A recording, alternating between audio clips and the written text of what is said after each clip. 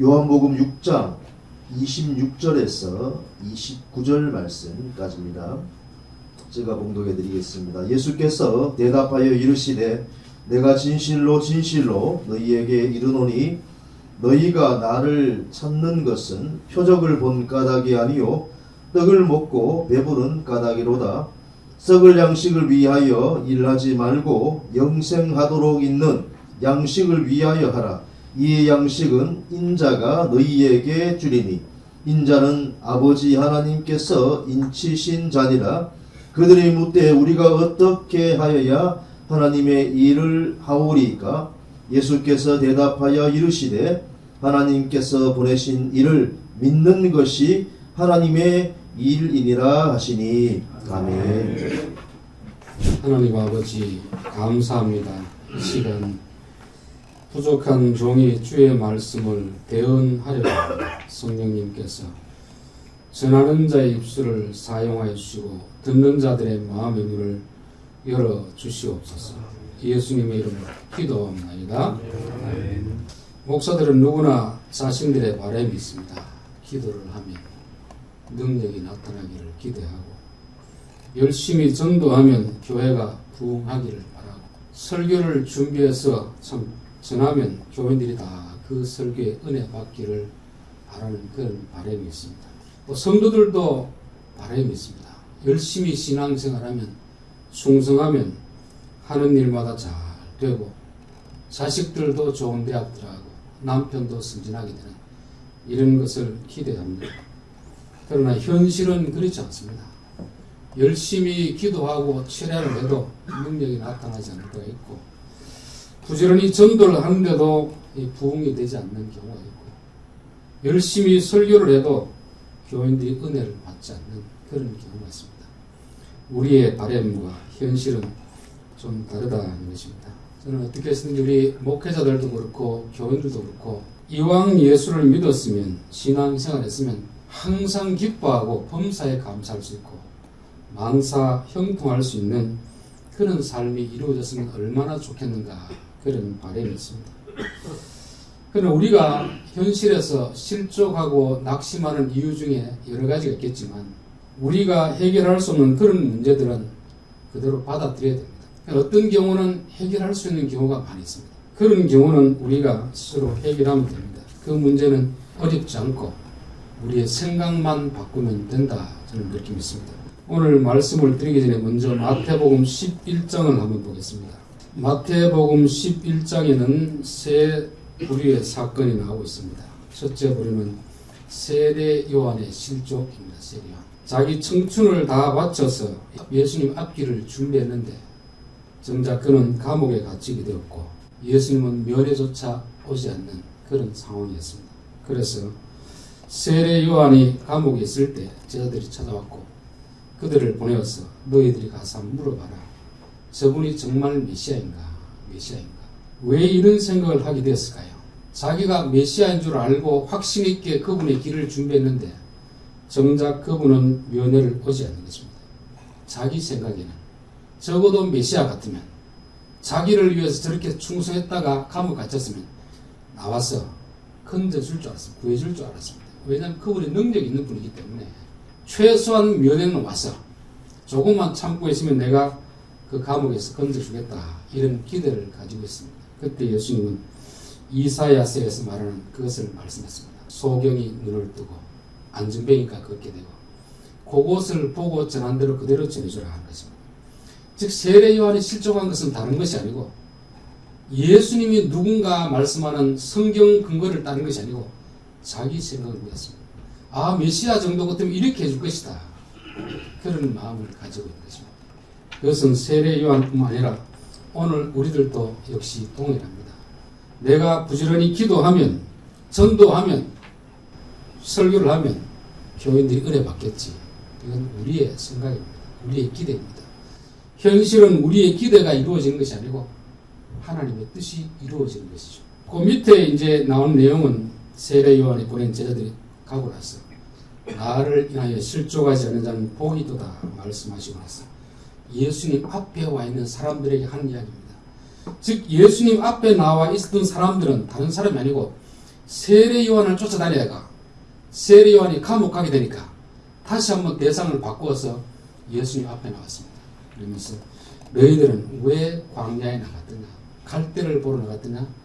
부드러운 옷 입은 사람을 보러 나갔더냐? 선지자를 보러 나갔더냐? 너희들이 환경이나 사람을 보러 나갔다면 세례 요한에게 실족하고 나에게 왔듯이 또 나에게서도 실족할 것이니까 선지자를 보러 갔다면 맞는 것이고 동기가 잘못되면 너희들은 또다시 내가 십자가에 달려 돌아갔을 때 실족하고 방황이 될 것이다.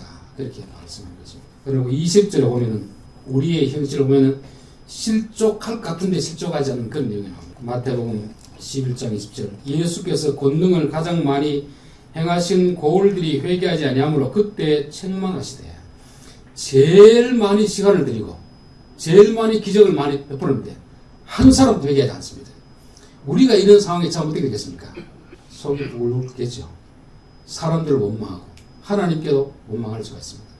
그런데 밑에 보면 25절 보면 하나님 아버지께 감사했더라. 왜냐하면 이것이 하나님의 뜻이기 때문에 그렇다 하는 것입니다. 그래서 우리가 기도하고 전도하고 설교하고 이런 모든 일을 했을 때 우리가 바라는 기대가 이루어지지 않았다고 해서 실망할 필요 없고 하나님의 뜻이 무엇일까? 베드로가 설교했을 때는 3,000명이 회개하고 돌아오는 것이 하나님의 뜻이었지만 스데반이 설교했을 때는 돌에 맞아 죽는 것이 하나님의 뜻이었습니다. 우리는 베드로의 설교만을 기대하고 있다 보니까 현실에서는 스데반 같은 일이 벌어지니까 실족하게 되는 것입니다. 다시 오늘 본문으로 한번 돌아가 보겠습니다. 오늘 본문의 내용은 앞에 마태복음 11장의 사건을 투영해서 한번 다시 재조명해 보도록 그렇게 하겠습니다. 오늘 26장 26절에 보면 예수께서 대답하여 이르시되 내가 진실로 진실로 너희에게 이르노니 너희가 나를 찾은 것은 표적을 본 까닭이 아니고 떡을 먹고 배부른 까닭이로다. 6장에 보면 이제 오병이의 기적을 베푸는 사건이 나오고 있습니다. 사람들이 그 떡을 먹고 나서 야 이분을 임금 삼아야 되겠다. 우리 왕으로 삼아야 되겠다. 그러면 우리는 일하지 않고서도 언제든지 먹고 사는 문제를 해결할 수 있을 것이다. 그런 생각을 가지고 예수님을 왕으로 세우려고 했을 때 예수님은 그들을 피해서 도망을 갔습니다. 산으로 간 거죠. 왜냐하면 예수님은 이 땅에 먹고 사는 문제를 해결해 주기 위해서 온 분이 아니기 때문에 그렇습니다. 그럼에도 불구하고 이들은 계속해서 예수님을 찾아왔습니다. 찾아오니까 예수님이 너희들이 표적을 본 까닭이 아니요 떡을 먹고 배부른 까닭이로다. 기적을 보고 나를 찾아오는구나. 그렇게 생각했습니다. 성경에는 많은 기적들이 있습니다. 기독교의 기적이 없다면 우리가 참 무슨 재미로 예수를 믿겠습니까? 그러나 기적에 대한 바른 인식이 참 중요하다는 것입니다. 보통 신학적으로 기적 중지론자들이 있고 기적 지속론자들이 있습니다. 기적 중지론자들이라는 것은 성경에 일어났던 기적은 지금은 더 이상 일어나지 않는다고 주장하는 사람들입니다. 거의 불신자나 마찬가지죠. 기적 지속론자라는 것은 성경에 일어나는 기적이 지금도 여전히 일어나고 있다고 믿는 사람들입니다. 어떻게 보면 이 사람들의 믿음이 대단히 좋은 것 같은데 기적의 성격을 모르기 때문에 그렇습니다. 여러분 기적은 항상 어느 시대나 모든 사람들에게 일어나는 것이 기적이 아닙니다. 기적은 특별한 경우에 특별한 상황에서 하나님이 주권적으로 일으키는 것이 기적인데 우리는 성경에 일어나는 그 기적을 지금도 내가 기도하면 여전히 동일한 기적이 일어난다고 믿기 때문에 실족이 되는 것입니다. 하나님의 능력은 1000년 전이나 2000년 전에 지금이나 변함없이 그대로 있습니다. 그러나 기적은 성경에서 일어나는 시기가 있고 일어나지 않는 시기가 있습니다. 하늘에서 만나가 내린 기적은 인류 역사상 이스라엘 땅에서 단 40년만 일어났습니다. 40년이 지나고 가나안 땅에서 더 이상 그 기적은 일어나지 않았습니다. 아무리 기도를 했더라도 그 기적은 일어나지 않습니다. 홍해가 갈라지는 사건은 그 시대에 한 번뿐이었습니다. 그럼에도 불구하고 우리는 믿음이라는 이름으로 그 기적이 계속해서 일어나기를 기대하는 거죠. 그것이 잘못된 것은 아니지만 기적에 대해 이해가 부족한 것이라 하는 것입니다. 예수님이 오병이의 기적을 일으켜준 것은 내가 앞으로 너희들의 먹을 걸 책임져 주겠다. 그런 의미로 기적을 일으킨 게 아닙니다. 그들은 계속해서 예수님 앞에만 있으면 먹을 문제는 일하지 않고도 해결되겠다는 그런 기대감을 가지고 왔겠지만 예수님은 왜 기적을 보고 나를 따르느냐? 표적을 좀 보라. 표적. 그래서 보통 마태복음 다른 복음서에는 기적이라고 쓰지만 요한복음에는 굳이 표적이라 하는 말을 쓴 이유는 기적 그 자체가 목적이 아니고 기적을 통해서 예수님이 우리에게 알려주고 싶은 그 어떤 사실이 있다는 거죠. 우리는 기적을 믿고 쫓아가는 것이 아니고 기적을 통해서 우리에게 뭐를 가르쳐주고 싶어 하는가. 그게 바로 표적입니다. 표적. 예수님은 요한복음에서 기적을 일으킨 이유는 단 하나였습니다. 우리들의 먹을 것을 해결해 주는 목적이 아니고 병을 고쳐주는 것이 목적이 아니고 예수님이 하나님의 아들 메시아다. 이거 믿게 하기 위해서 기적을 일으킨 것입니다. 기적을 통해서 반드시 믿음으로 연결되어야지 믿음과 상관없이 우리의 어떤 요구를 들어줄 것으로 믿고 기도하고 기적을 구하면 우리는 반드시 실족하게 되어 있는 것입니다. 그래서 기적을 보지 말고 기적을 통해서 하나님이 우리에게 주시는 교훈이 뭔가 표적을 보자는 것입니다. 예수님이 오병이의 기적을 일으켜준 것은 너희들의 조상은 광야에서 40년 동안 이 떡을 먹었지만 죽었다는 것입니다. 너희들은 내 살을 먹고 내 피를 먹어야 산다는 것을 가르쳐주는 것입니다.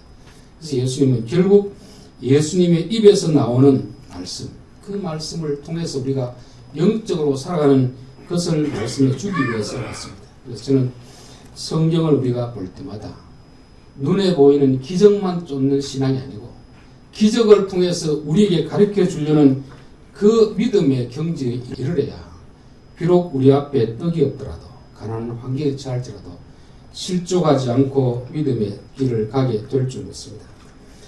27절 썩는 양식을 위하여 일하지 말고 영생하도록 있는 양식을 위하여 하라. 이 양식은 인자가 너에게 주리니 인자는 아버지 하나님께서 인치신 자니라. 여기도 이제 썩는 양식하고 영생하도록 있는 양식 이렇게 나누면 우리는 흔히 이제 입으로 들어가는 이 양식은 썩는 양식이고 예수님에게 주시는 양식은 영생하는 양식으로 이렇게 이분법적으로 나눌 수 있습니다. 그렇게 되면 우리가 목회하면서 말씀도 전하지만 생계 방편으로 사례도 받아야 되지 않습니까? 그럼 먹고 살기 위해서 목회하면 이거는 잘못된 것인가? 그렇게 보여질 수 있습니다. 우리가 우선적으로 보면 썩는 양식은 우리의 입으로 들어가는 양식을 위해서 일하지 말라는 것처럼 보일 수 있는데 목사도 먹어야 살지 안 먹고 어떻게 살겠습니까? 우리는 이분법적으로 육신은 악하고 영은 선하다 이런 개념 보면 썩는 양식을 위해서 먹는 즉 먹고 살기 위해서 목회하면 아주 싹군 목사처럼 생각할 수 있는데 그렇지는 않습니다. 돈만을 위해서 목회하는 건 잘못된 것이지만 목회를 하면서 사례를 받고 먹고 살아야 되는 건 당연한 것입니다. 성경에서 특별히 요한복음에서 양식이라고 할 때는 입으로 들어가는 양식을 말하지 않습니다. 예수님이 제자들에게 바리새인들의 누룩을 주의하라고 했을 때는 제자들은 그걸 떡으로 생각했지만 예수님은 떡을 가지고 말씀하지 않았습니다. 바리새인들의 가르침, 교훈을 말씀했습니다. 요한복음에서 말씀하는 양식은 하나님의 말씀입니다. 귀로 듣는 가르침이죠. 그 가르침 중에는 두 부류가 있다는 것을 말씀하고 있습니다. 썩는 가르침이 있고 썩지 않은 가르침이 있다는 것이죠. 썩는 가르침은 어떤 가르침이 썩는 가르침이겠습니까? 레위기에 보면 너희 소제를 드릴 때 가루에 누룩을 넣지 마라. 꿀을 넣지 마라. 그렇게 말씀하고 있습니다. 누룩을 넣으면 부풀어지는 거죠. 현실보다 더 과장되게 보여지는 거 아닙니까? 근데 왜 넣지 말라고 하냐면 넣으면 먹기는 부드럽고 좋은데 양도 부품한데 누룩이 들어가면 반드시 그것이 변질되어 있기 때문에 그런 것입니다. 그 레위기가 말하는 누룩이라는 것은 오늘날 말하는 바리새인들의 누룩을 말하는 거죠. 하나님의 말씀을 순수하게 전해야 되는데 순수하게 전하면 교인들이 싫어하니까 거기다가 자꾸 누룩을 넣는 것입니다. 세상의 가르침을 넣는 거죠. 긍정의 힘이라든지 적극적 사고방식이라든지 잘못된 기적이라든지 은사주의 이런 걸 자꾸 주입을 시키는 것입니다. 그러면 교인들은 좋아합니다. 근데 그것이 썩는 양식이 되는 이유는 그게 현실적으로 이루어져야 되는데 이루어지지 않으니까 문제가 되는 것입니다. 우리 목사들이 정말 말씀을 전할 때는 순수한 말씀, 교인들이 싫어하더라도 우리는 그것을 전해야 될 사명이지 교인들의 귀에 자꾸 맞추어서 세상에 이런저런 가르침을 자꾸 섞어서 가면 먹기에는 좋고 듣기에는 없지만 그게 결국 우리 성도들의 영혼에 들어가서 썩게 만들어버린다는 것을 말씀하고 있습니다. 마지막 세 번째, 그들이 묻되 우리가 어떻게 하여야 하나님의 일을 하오리까? 예수께서 대답하여 이르시되 하나님께서 보내신 일을 믿는 것이 하나님의 일이니라. 어떻게 하면 하나님의 일을 하오리까? 하나님의 일과 세상 일도 천주교에서 구분하는 것과 개신교에서 구분하는 것이 다릅니다. 천주교에서는 교회 안에서 일하는 성직자들은 거룩한 하나님 일이고 세상에서 직업적으로 하는 일은 세속적인 일이다. 그렇게 구분하는데 우리 개신교에서는 교회에서 목회를 하든 밖에서 일을 하든지 하나님의 맡기신 사명으로 알고 하나님의 영광을 위해서 하면 하나님 일로 우리 개신교에서는 그렇게 가르칩니다. 여기서 오늘 말씀하는 것은 하나님 일이냐 세상 일이냐 그런 구분으로 말씀하지 않습니다. 마태복음 16장 21절에 보면은 예수님이 자기가 이제 고난을 받고 십자가에 달려 돌아가시고 3일 후에 부활할 것을 말씀하니까 베드로가 항변하여 이르되 항변 마치 윗사람이 아랫사람을 책망하듯이 강하게 꾸짖어 이르되 주여 그런 일이 결코 있을 수 없습니다. 그러자 예수님이 사탄아 물러가라. 너는 하나님의 일을 생각하지 않고 왜 사람의 일을 생각하느냐.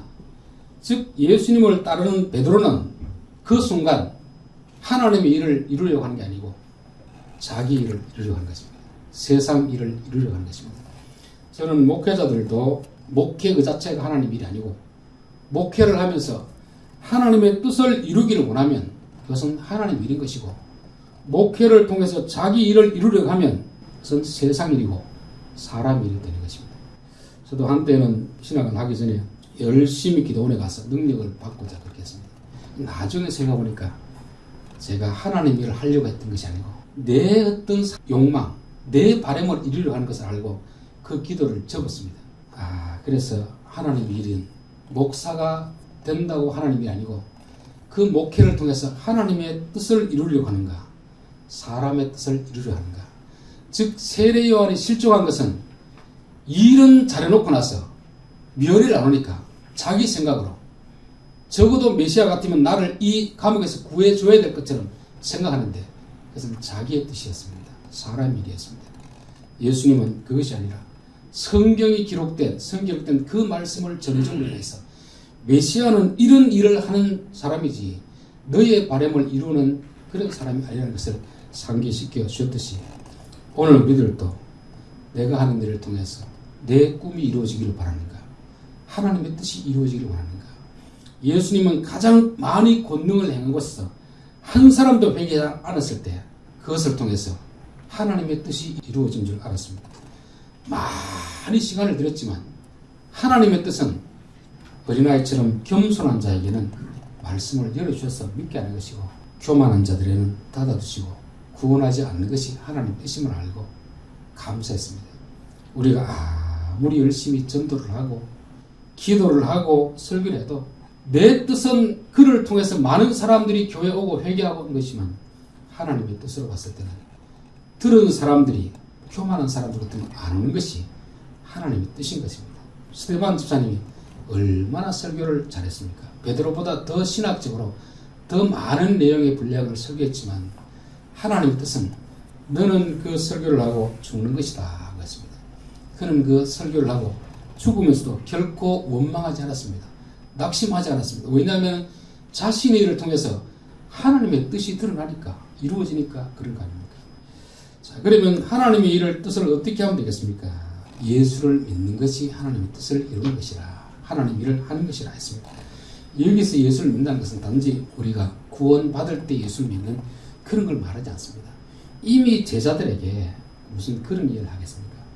예수를 믿으라는 것은 제발 예수님의 말씀을 믿고 하지 자꾸 자기 생각, 세상 사람들의 생각, 특별히 뭐 세미나 강사들, 부흥한 이야기들 이런 것 믿고 따르지 말고 좀 예수님 말씀만 믿고 따라가면 안 되겠냐 그런 것입니다. 저도 한때는 참 많은 세미나를 다녀봤습니다. 이렇게 하면 될 것 같은데 안 되더라고요. 왜 그렇습니까?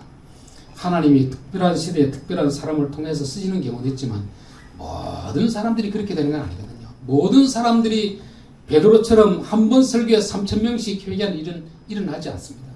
특별한 경우에 하나님 하시는 일이죠. 어쩌면 우리에게는 설교를 하고 나서 스데반처럼 돌에 맞아 죽는 경우도 있고, 바울처럼 설교를 하고 선교하면서도 교회가 세워지는 경우도 있지만, 사람들에게 시기받고 핍박을 받고 도망다니는 경우가 많이 있습니다. 그래서 우리의 일이 하나님의 일이 되기 위해서는 하나님의 뜻이 이루어지기를 위해서 기도해야 되는 것이고, 그 뜻은 바로 하나님을 믿고 따라가는 것입니다. 내 생각, 어떤 특별한 사람의 어떤 가르침을 받고 따라가는 것이 아니고, 예수님이 우리에게 말씀하셨듯이 끊임없이 자기를 부인하고 자기 십자가를 지고 따라오라고 하는데, 우리는 자꾸 그런 것은 지기 싫어하고, 어떻게 하면 쉽게 교회가 부흥할 수 있을까, 쉽게 뭐가 될 것인가, 자꾸 이런 쪽으로 세상 가르침을 따라가다 보니까 우리에게는 현실적으로 자꾸 실망하고 낙심되는 그런 일이 많이 있는 것입니다. 결론의 말씀입니다. 우리가 기적을 쫓지 말고 표적 신앙을 쫓아가자. 몇 년 전에 제 군대 후배가 제게 문자를 보내서, 목사님, 제 아내를 위해서 기도해 주십시오. 암을 3년 전에 수술하고 재발되어서 이제 의사가 얼마 남지 않았답니다. 그렇게 해서 제가 전화를 했습니다. 기도는 하지만 의사가 그렇다고 하면 준비를 하십시오. 지금 의식 있을 때 좋은 믿음의 말들 많이 하고 영상을 찍어놓고 그렇게 해서 돌아가서도 생각을 볼 수 있도록 하십시오. 그 말 해놓고 나서 제가 좀 부끄러운 생각이 들었습니다. 목사라면 된다, 기도하면 된다고 해야 될 것 같은데 그렇게 하지 못하고 의사가 그렇게 말했으면 준비하라고 했을 때 부끄러운 생각이 들었지만, 한 달 후에 제 후배 아내는 죽었습니다. 아, 그때 내가 참 바른 말을 했구나. 헛된 기적의 신앙을 가르치지 않고 표적 신앙을 가르쳤구나. 그런 확신이 들었습니다. 저는 기적을 쫓기보다 표적 신앙을 쫓아서 기적을 통해서 믿음이 일으켜지는 그런 일이 되고, 썩는 양식이 아니고 썩지 않는 양식을 가르쳐줘야 됩니다. 교인들에게 설교는 양식을 주는 거거든요. 썩는 양식은 누룩이 든 양식입니다. 기적신앙, 긍정의 힘, 뭐 하면 된다, 기도하면 다 된다, 기도하면 병이 다 낫는다. 이게 바로 누룩이 든가 아닙니까? 누룩이 든가. 기도해서 주님이 원하시면 되지만 우리가 기도한다고 다 되지 않는다는 것입니다. 기도는 하되 하나님의 뜻이 이루어지게 하옵소서. 그것이 바로 썩지 않는 양식인 것입니다. 하나님의 일을 할 수도 있고 우리가 자기 일을 할 수도 있습니다. 내가 일을 하고 내 뜻이 이루어지기를 기다리면 그것은 자기 일입니다. 내가 일을 하고 나서 하나님의 뜻이 이루어지게 하옵소서. 예수님은 가장 큰 권능을 행했지만 자기 뜻은 이루어지지 않았지만 하나님의 뜻이 이루어진 것에 대해서 감사했듯이 우리의 사역에서도 내 뜻이 아니라 하나님의 뜻이 이루어지게 하옵소서. 스데반처럼 돌에 맞아 죽어야 될 것이 하나님의 뜻이라면 죽어지게 하옵소서. 베드로처럼 설교에 3,000명이 회개하는 것이 하나님의 뜻이라면 그 뜻이 이루어지게 하옵소서. 그래서 우리가 설교해서 기도해서 전도해서 부흥하느냐라는 것은 우리의 관할이 아닙니다. 우리는 부지런히 하다 보면 하나님이 어떤 사람은 크게 부흥시켜줄 사람도 있고 어떤 사람은 그보다 더 못하게 할 수도 있습니다. 그게 우리에게 중요한 것이 아니고 하나님의 뜻이 이루어지는 것이 하나님의 바람이 되어야 될 줄 믿습니다. 자, 오늘 표지에 있는 그 말씀으로 결론을 맺겠습니다. 수고하고 무거운 짐진 자들아 다 내게로 오라. 내가 너희를 편히 쉬게 하리라. 오늘 마태복음 11장 결론 부분이 그렇습니다. 너희들이 어떤 일을 하고 나서 너희들의 바람이 이루어지기를 기대하면 너희들은 반드시 실망할 것이다. 세례요한처럼 예수님 앞에 왔던 그 사람들처럼 실족할 수 있지만 너희들 그렇게 하지 말고 내게 와서 내가 하는 것을 보고 배우라. 예수님이 걸어갔던 길을 보고 배우면 우리 앞에 어떤 상황이 펼쳐지더라도 우리는 낙심하지 않고 감사하고 기뻐하는 목회가 되리라 그렇게 믿습니다.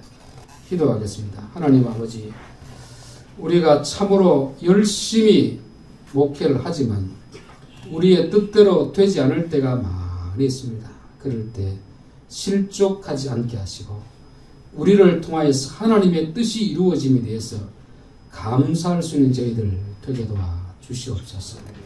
아무리 열악한 환경 가운데서도 하나님이 우리를 통해서 이루실 일이 있음을 믿고 그 뜻을 이루어감에 대해서 세상 사람들은 실패했다 할지라도 하나님이 성공했다고 인정해 주시는 그 칭찬을 들으며 살아가는 저희들 되게 도와 주옵소서. 예수님의 이름으로 기도합니다. 아멘.